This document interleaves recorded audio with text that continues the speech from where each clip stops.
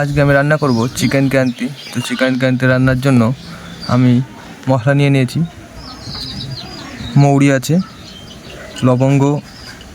লবঙ্গ আছে, গোলমরিচ আছে, তেজপাতা আছে, এলাচ আছে, কাঠ মশলা আছে, লঙ্কা আছে। আমার কড়াইটা গরম হয়ে গেছে। গরম হলে আমি পুরো মশলাটা দিয়ে দেবো। দিয়ে আমি এটা হালকায় নাড়াচাড়া করে ভেজে নেবো।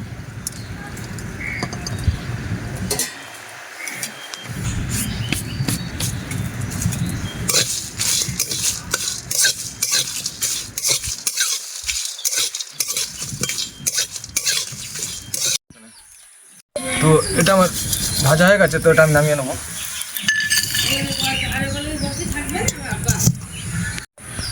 তো আমার কড়াইটা আবার গরম হয়ে গেছে। আমি কড়াইতে তেল দেবো আর একটু ঘিউ দিয়ে দেবো।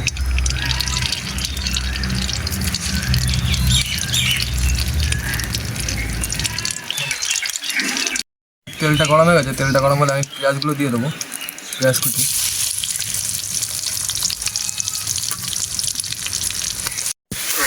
এর ভিতরে আমি অল্প পরিমাণ লবণও দিয়ে দেবো।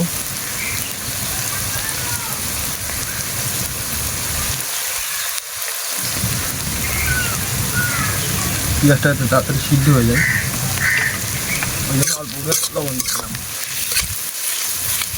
আমার পেঁয়াজগুলো ভাজা ভাজা হয়ে গেছে। তো আমি একটু আদা আর রসুন বাটা দিয়ে দেবো।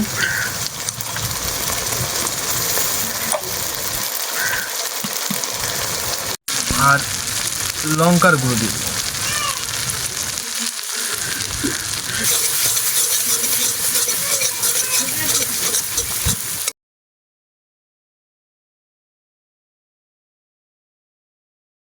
ভাজা ভাজা হয়ে গেছে। এবার আমি মাংসগুলো দিয়ে দেবো।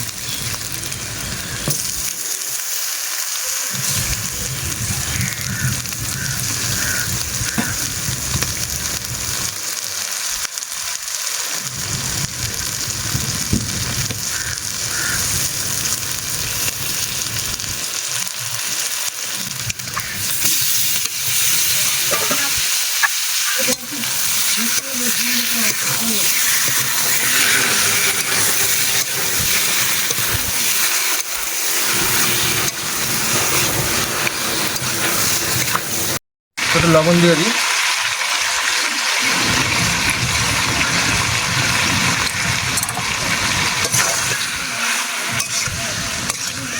আমি কিন্তু এখনো আদার্স কোনো মশলা অ্যাড করিনি।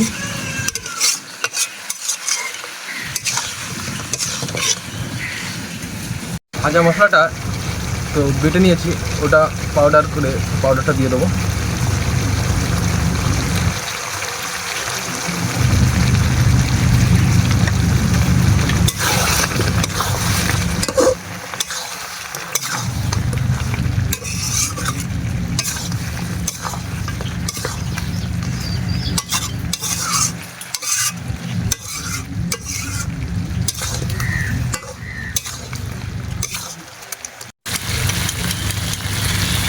তো আমি টক দই ফাটিয়ে রেখেছিলাম, ফাটানো টক দইটা দিয়ে দেবো।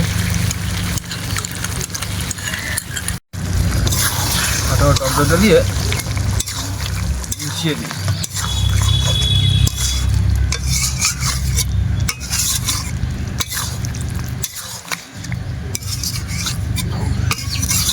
তো আমি হালকা নাড়াচাড়া দিয়ে এটা ঢেকে দেবো। এটা 5-7 মিনিট হয়ে গেছে। তো আমি এটা তুলে আবার একটু নাড়াচাড়া করবো। আমি কিন্তু এখন জল ইউজ করিনি। এটা কোনো মতো এখন জল ইউজ করা যাবে না।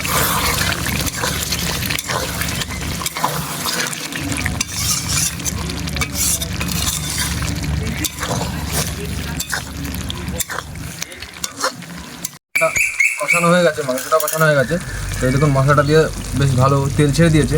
তো এবার আমি হালকা জল দিয়ে দেবো।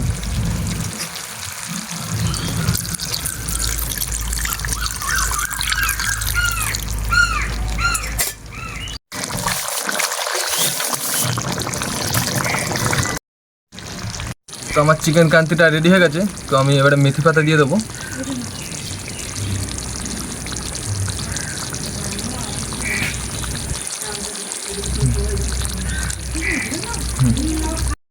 রেডি হয়ে গেছে, তবে নামিয়ে ফেলি।